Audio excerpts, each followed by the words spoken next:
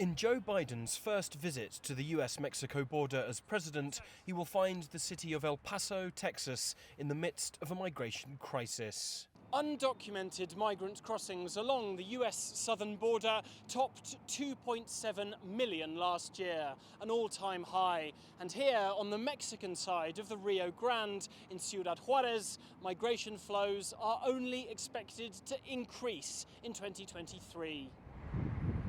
Adrian Ramos and his family arrived in Ciudad Juarez Friday after a grueling 3-month journey from Venezuela. They have joined their fellow migrants in sleeping on the river's concrete southern embankment.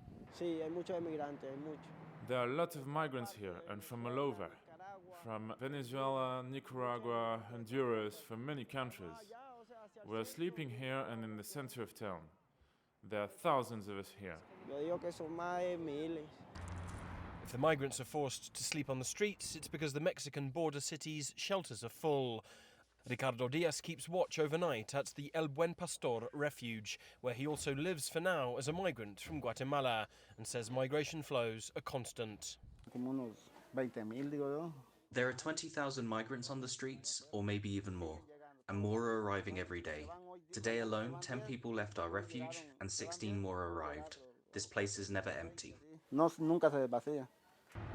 Ahead of the North American Leaders Summit opening Monday, the US government set out new regulations, expanding the number of certain migrants allowed into the country who apply through legal means from abroad, but immediately expelling most who cross illegally.